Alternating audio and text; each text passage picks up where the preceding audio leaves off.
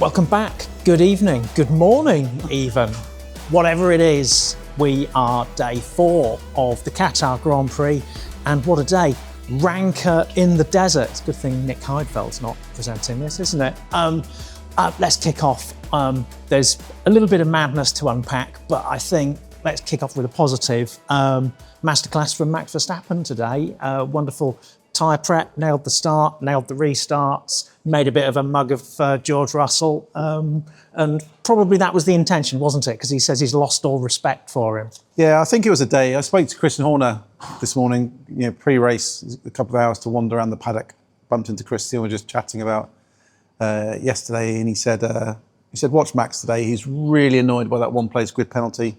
I think we saw in Brazil when he got knocked out in Q1, dumped well down the grid, quite angry about that day.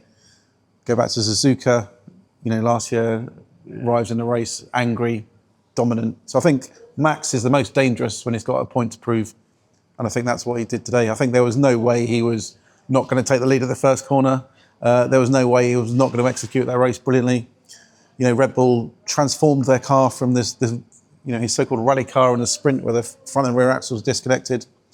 Worked on the ride, worked on the suspension, worked on the mechanical aspects, transformed the car, beautifully linked up. Great pole position yesterday that was taken away because of the still controversial moment, which Christian Horner put down to the stewards being won over by some hysterics from George Russell. And nailed it today. Great win.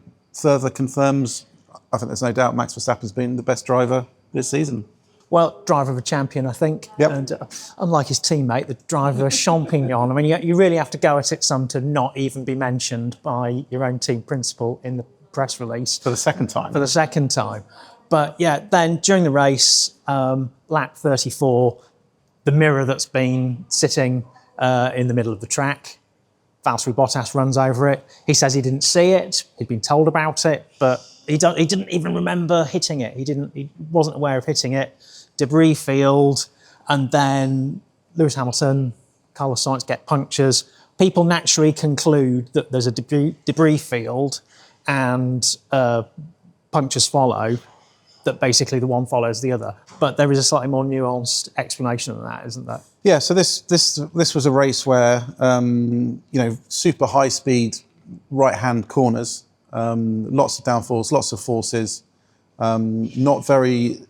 not a lot of thermal degradation, which is what we get at most tracks. This is about wear. So it's basically just wearing the tyre down. And it gets to a point where the tread's really thin and it falls off a cliff. The teams were managing that. They were quite under control in terms of not falling off the cliff. But as the wear gets down, the tyre gets more susceptible to debris. So the preliminary analysis, and even tonight, Pirelli were waiting for the tyres to come back for a proper deep investigation. The preliminary analysis, those tyres were more susceptible to the debris, caused the puncture, and that's what kind of triggered the safety car, which obviously may have confused Yuki Tsunoda, because when I spoke to him in the pen and asked him, did you see the mirror on the track? He gave me this blank look and said, "Mirror? I thought beaver." And so I queried him, and the radio message he understood was that his team had told him there was a beaver on the track, and then he spent the rest of the lap wondering why there were beavers in the Middle East, and maybe it was something to do with global warming.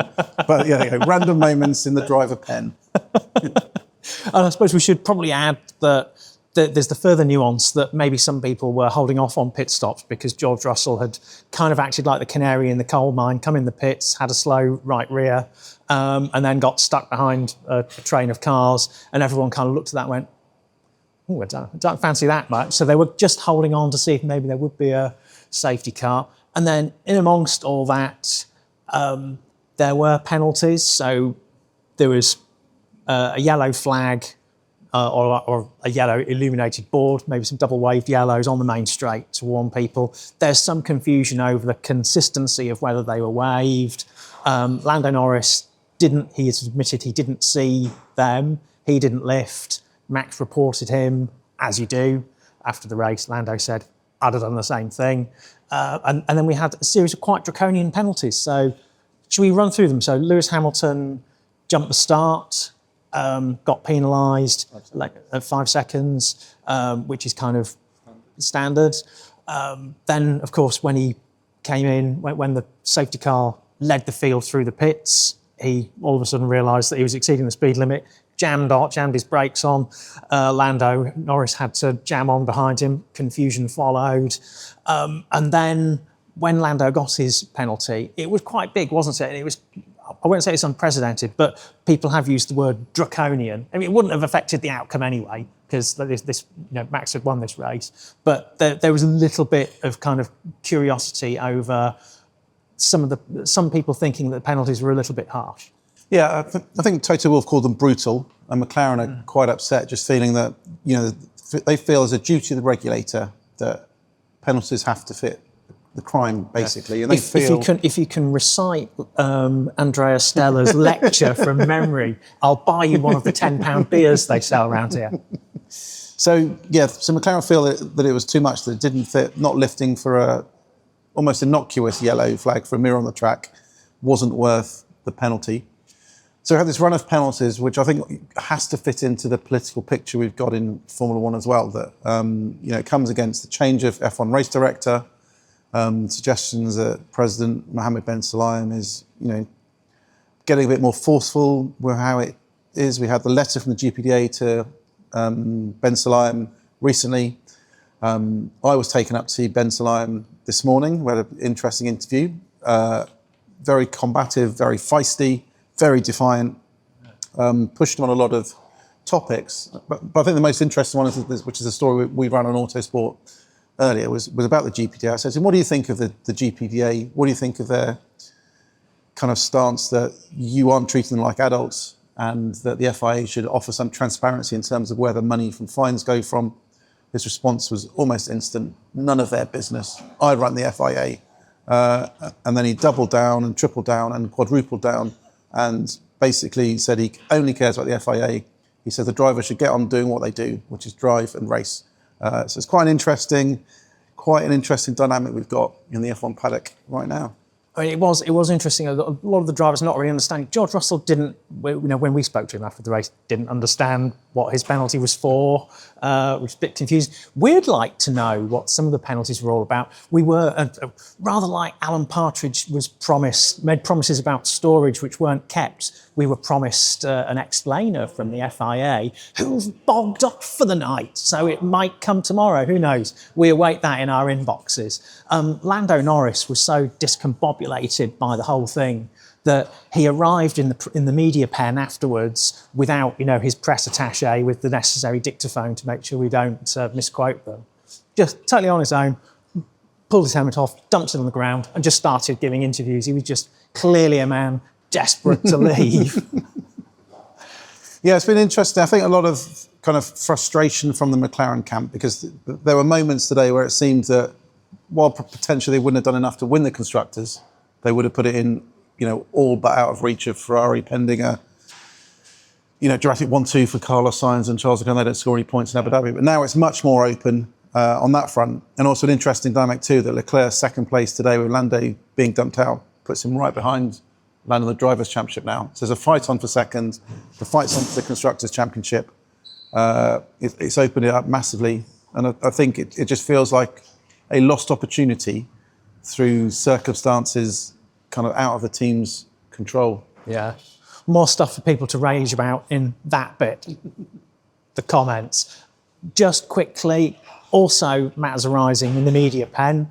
One of my colleagues said to Pierre Gasly, "Oh, here you'll be getting a new teammate next week." To which Pierre went, Okay?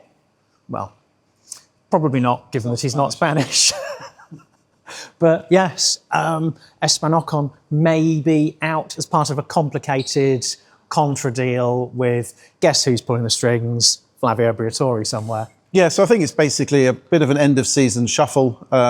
Discussions have been taking place today. They'll be taking place tonight and probably into tomorrow. But I think the plan is that Esteban Ocon stands down for the Abu Dhabi Grand Prix in exchange for Alpine confirming to allow him to test for the Haas on the Tuesday afterwards. He can begin his next stage of his career.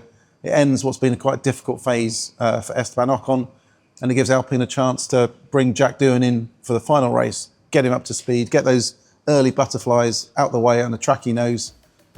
Basically, the 2025 season starts next weekend. Which is fascinating. So still, I'd like to say all to play for in the Constructors' Championship. Not quite, but certainly the top and the middle.